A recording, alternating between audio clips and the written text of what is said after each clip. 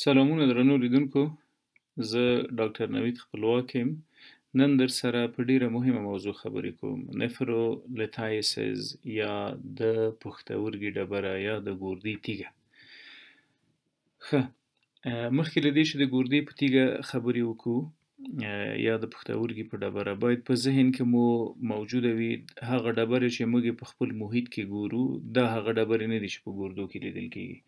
اکثره په محیط کې چې کومې تیږې وینو یا هغه د کلسیم کاربونیټ فورمول لري یا د کلسیم کاربونیټ نه جوړ شوي دي. کلسیم او کاربونیټ یو ځای کېږي او دا په غرونو رغونو کې چې کومې لیدل کېږي. د کلسیم کاربونیټ ترڅنګ د سیلیکیټ په نامه هم اکثره تیږې ډبرې کاڼي موجود دي. دا هغه څه نه دي چې په ګردو کې جوړیږي. دا خبره مو ځکه وکړله چې اکثره غلط باور موجود وي چې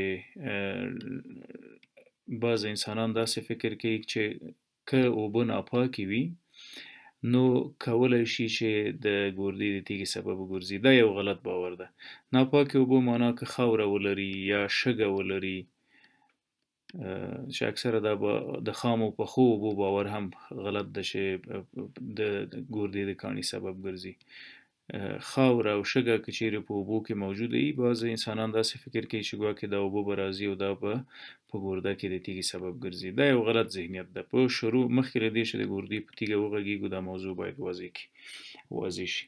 ښه، راځو نفرولتایسز یا د ګردې کاڼي ته. اول باید پوه شو چې ټایپس یا څو ډوله تیږې موجودې دي په ګرده کې. بعد له هغې ورځو علتونو ته چې څنګه پیدا کېږي. په مجموع کې 3 ډوله تیږې په ګرده کې ممکن دي چې جوړې شي. یو ډول د کلسیم اکزلیټ سټون په نامه یادېږي. کلسیم اکزلیټ یا د کلسیم اکزلیټ ډبره. په دې وروسته غږیږو چې دا کوم ډول ډبرې دي او څنګه جوړیږي. دویم ډول د تیږې چې په ځینې انسانانو کې لیدل کېږي هغه یوریک اسید کریسټلز یا یوریک اسید سټونز. یوریک اسید سټونز د یوریټ سټون په نامه هم یادېږي. دریم ډول د تیږې چې په ځینو انسانانو کې تشخیص شوي دي هغه سیسټین سټونز دي. سیسټین یو پروټین ده. که چیرې دا پروټین د وینې په جریان کې زیات شو، ګردو فلټر نشو کړی، نو په هغې صورت کې تکلیف منځته راځي. ښه، هغه تکلیف څه ده؟ سیسټین سټون یا د ګردې ډبره ده. تقریبا 15% د ګردې ډبرې د کلسیم اکزلیټ تیږې دي. ډیره کمه فیصدي، تقریبا 10% د یوریک اسید تیږې دي او 3 الی 15% د ګردو کاڼي له سیسټین نه جوړیږي.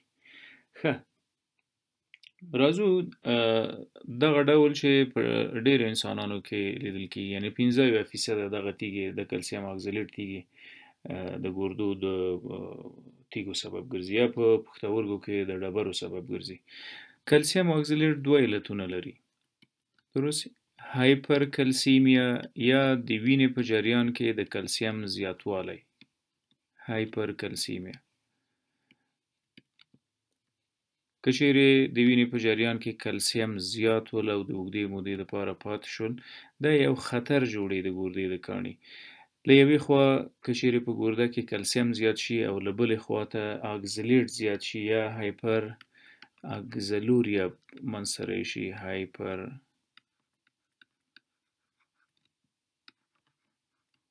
اکزلوریا نو د تیږې د جوړېدو یا په پښتورګو کې د ډبرې د جوړېدو چانس زیاتېږي. راځو هایپرکلسیمیا ته. څه معنا لري هایپرکلسیمیا؟ دا ټرم یو څه واضح کوو. که چیرې د وینې په جریان کې کلسیم زیات شي، هغه وضعیت ته هایپرکلسیمیا وایي. کله د داسې یو حالت سره زموږ وجود مخ کېږي.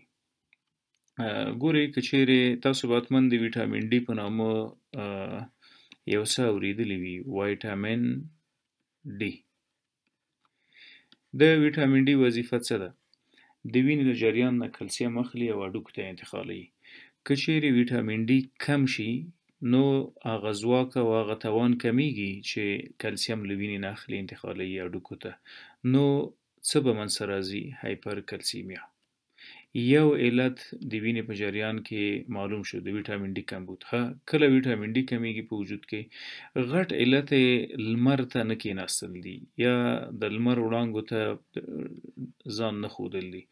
ډیری خلک وظایف لري، سهار ځي او ماښام راځي له خپل دفتره، لمر نه ګوري، د جمعې په ورځ هم ورته خاص فرصت نه ایجادېږي. دا بیا د وخت په تېرېدو د ویټامین ډي د کمبود سره مخ کېږي. او هغه خواړه که چیرې کم وخوړل شي یا په ورځني ژوند کې کمه ترېنه استفاده وشي چې ویټامین ډي لري، هغه هم د ویټامین ډي د کمبود سبب ګرځي او په ټوله کې هایپرکلسیمیا یا د کلسیم د زیاتوالي سبب ګرځي په وینه کې.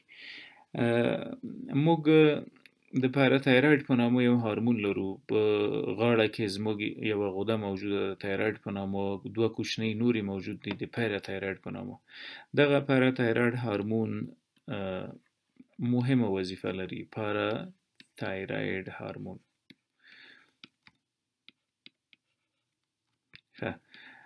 ګورئ، موږ په غذایي توکو کې کافي داسې منابع لرو چې هغه کلسیم تولیدوي. درست؟ فرضاً زموږ د هاضمې جهاز ده، دا معده ده، دا کولمې دي. خواړه خورو او په دو خوړو کې کلسیم موجود دي. له دغه ځایه له هاضمې جهازه د کلسیم د جذب سبب څه ګرځي؟ پاراتایراید هارمون. که چیرې پاراتایراید هارمون کم شي نو څه پیښیږي؟ دا کلسیم له د ځای نه جذبیږي، نو د هایپوکلسیمیا په نامه تکلیف جوړوي. یعنی کلسیم په وینه کې کم شول، ولې؟ پاراتایراید هارمون کم ده او کم جذبوي. اما برعکس که چیرې دغه پاراتایراید هارمون زیات تولید شي نو ډیر کلسیم به د هاضمې جهاز جذبوي او دا د هایپرکلسیمیا سبب ګرځي. د دې ترڅنګ هایپراکزلوریا ته راځو. دلته خو مو پیدا کړل چې د وینې په جریان کې کلسیم زیات دی. کله هایپراکزلوریا راځي یا دغه اکزلیټ په نامه چې کوم مواد دي دا د کلسیم سره کله یو ځای کېږي چې بالاخره کلسیم ستون یا د پښتورګو ډبره جوړي. کله چې ناروغ د شنو بوټو یا دغه سبزیجاتو ترکاریو نه ډېره استفاده کوي. درست؟ لیفي ویجیټیبلز، د شنو پاڼو والا کم سبزی چې دي، کله دې نه موږ زیاته استفاده وکړو، اسراف وکړو په خوراک کې، او له بلې خوا د وینې په جریان کې کلسیم هم زیات وي، نو څه پیښیږي؟ زیات اکزلیټ راځي او د وینې جریان ته جذبیږي. دغه اکزلیټ له کومه؟ له دې شنو سبزیو ترکاریو راځي. اکثره خلکو په خپل سر غذایي رژیمونه نیولي دي، یا خپل وزن کموي یا خپل سټایل ترتیب کوي، ولې؟ ناخبره له دې شي دا کولی شي ضرر یا زیان هم ولري. له یوې خوا په وینه کې کلسیم زیات شول، له بلې خوا په وینه کې اکزلیټ زیات شول، دا دواړه یو ځای کېږي او د کلسیم اکزلیټ په نامه تیږه جوړوي. په 15% انسانانو کې دا تیږې موجودې دي. یعنی که 100 نفره د ګردې تیږه ولري او موږ تحقیق وکړو 15% کلسیم اکزلیټ دي. دویم ډول تیږه کله منځته راځي په ډبره کې، تقریبا ډیره کمه فیصدي د انسانانو په دې یوریک اسید سټون باندې مبتلا دي. د دې تقریبا غټ علت د وینې په جریان کې د یوریا زیاتوالی ده. کله یوریا د وینې په جریان کې زیاتیږي، موږ د نقرس یا د ګاوټ په نامه تکلیف لرو، په هغه کې یوریک اسید زیاتیږي د وینې په جریان کې. دغه حالت ډیری وخت یو جینیټیکي یا ارثي ناروغي هم وي، جینیټیک ډیسارډر.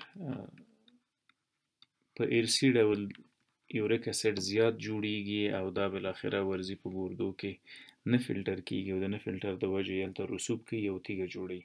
ډیره کمه فیصدي انسانان په دې تیږه باندې د ګردې دا ډول تیږه لري. راځو پروټین سټون یا سیسټین سټون ته. اکثره وخت د پروټین په تجزیه کې ابنارمالیټیز موجود وي. د پروټین تجزیه او تحلیل د وجود په واسطه سمه توګه نه کیږي. امینو اسیدز یا د پروټینونو هغه اولیه واحدات دي دا یو د دغه پروټینونو نه سیسټین نومیږي. سیسټین ډیری وخت غټ مالیکول وي، نه جذبیږي، نه فلټر کیږي د نفرون په واسطه او د تیږې د منځته راتګ سبب ګرځي. ښه، ډیری وخت ما اوریدلي چې ځینې ډاکټر صاحبان یورالوجستان د بعضې مریضانو ته وایي چې تاسو به غوښه نه خورئ یا به لوبیا او نخود نه خورئ یا د غنمو ډوډۍ کمه خورئ، ځکه چې دا پروټین لري او پروټین دلته راځي د دې تیږې مقدار او کیفیت او سایز او دردونه زیاتوي. همدا رقم اکثره به ځینې مریضانو د ډاکټر صاحبانو نه اورېدلي وي چې د تیږې په موجودیت کې په ګرده کې د کاڼي یا د پښتورګي د کاڼي په موجودیت کې د شنو سبزیو نه خصوصا له پالکو نه پرهیز کوي. پالک مه خورئ ځکه چې په دو کې اکزلیټ زیات ده او هلته چانس زیاتوي د ګردې د تیږې. ښه، په دې ټولو کې هغه د ګردې هغه کاڼی چې ډېر درد جوړوي هغه دا ده، دته یوریک اسید کریسټلز هم وایي. کریسټلز هغه تیږې ته وایي چې ډېرې تیزې او تیرې ژیګانې ولري، د دو په واسطه چې کله حرکت کوي ګرده کې نو درد سبب ګرځي. فرضاً دا ګرده ده او دا هغه پایپ ده چې له ګردې مایعات او تشې میتیازه انتقالوي مثانې ته. که چیرې دلته تیږه موجوده وي، دا کریسټل تیږه چې ده داسې یو شکل لري، کله چې حرکت کوي نو دغه تیرې څنډې د پرنکیما د شکېدو سبب ګرځي او دا ډېر شدید درد جوړوي، سیویر پین. له دغه درد سره ډیری وخت په تشو میتیازو کې وینه هم موجوده وي، یعنی هیماچوریا هم موجوده وي. نو په تیږو کې هغه چې ډیره دردمنه ده د یوریک اسید په نامه تیږه ده. په هر حال راځو علایمو ته. که یو څوک د ګردې کاڼی ولري نو دوی به څه ډول علایم لري؟ تر ټولو مهمه یې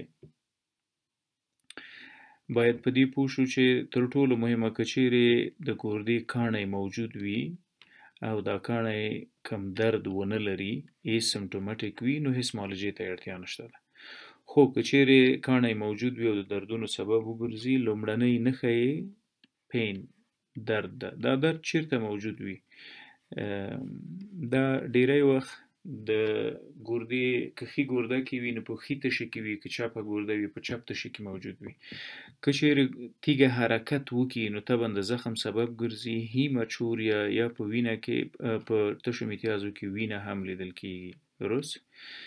د تشي درد او ورسره په تشو میتیازو کې وینه دا د ګردو د تیږې د موجودیت معنا ورکوي او دې حالت ته باید متوجه اوسو چې الټراساوند کې دا وضعیت ډېر ښه معلومیږي.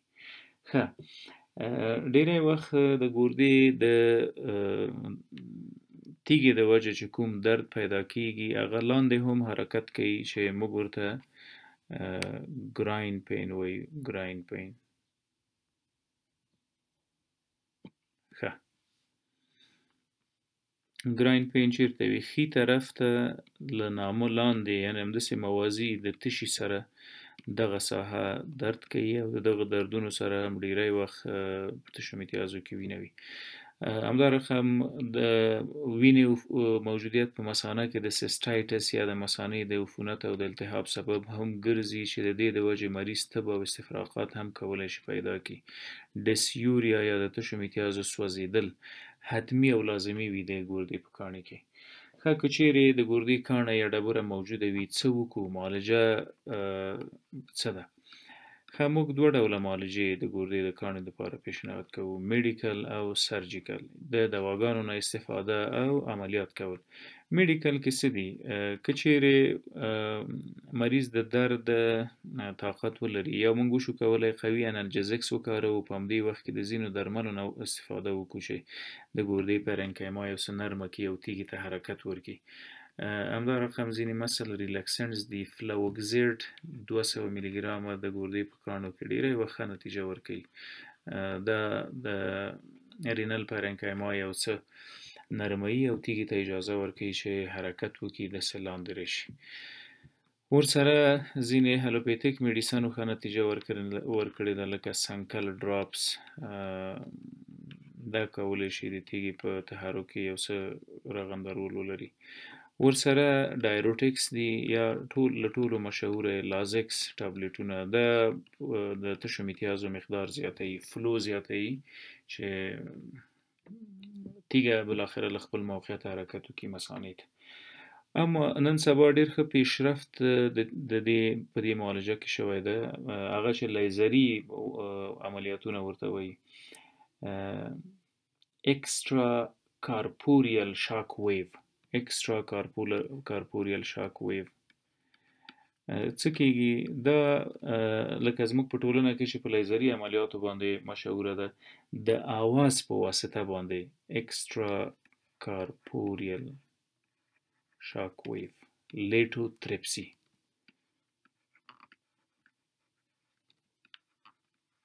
شاک ویو دغه پروسیجر ته چې تیږه پې د لیزر په واسطه له منځه وړي هغې ته لیټوتریپسي وایي. ښه، ګورئ څنګه د آواز په واسطه باندې دا تیږې له منځه ځي، دغه موضوع یو څه واضح کوو. خدای دې د بمونو چاودېدل نور په دې هېواد کې نه لري او نه د خدای څوک نه د بیا دغه تریخې تجربې تکراریږي. کله چې بم اولوزي نو آواز ډېر قوي امواج تولیدوي او حتی دغه امواج ساختمانونه غورځوي، له منځه وړي. دقسې یو موج د آواز په لیټوتریپسي کې هم جوړیږي د ماشین په واسطه، او دغه ماشین کولی شي چې تیږه تکه تکه او پارچه پارچه کړي. فرضاً دلته د ګردې کاڼی موجود ده، د لیټوتریپسي په واسطه تقریباً داسې 20,000 هرټزه یا 20,000 هرټز قوي آواز د ماشین په واسطه تولیدیږي او خوځوي د تیږې د ډېر قوي خوځښت ورکوي او تکه تکه یې کوي، لاندې حرکت ورکوي. تر نن سبا دا یو څه منل شوې معالجه ده. په ټوله کې د تیږو د موجودیت په علایمو او په نښو هم وغږېدو. د لیټوتریپسي یا لیزري عملیات نتیجه بهتره ده. ولې بار بار انجام غلط ده؟ بار که چیرې موږ د ګردې د تیږې سره مخ کېږو، په هغې صورت کې کولی شو چې که اټو ایمیون ډیزیز وي یا خودسره تولیدات ولرو، نو په هغې صورت کې کولی شو چې د سټیرایډونو استفاده وکړو او ورسره د خپل یورالوژیست سره تماس ونیسو او دا موضوع ورسره شریکه کړو. ځکه بار لیزر تراپي یا لیټوتریپسي د قوي اوازونو په واسطه د ګردو، غوښو یا پرنکیما ته هم صدمه رسوي. مننه.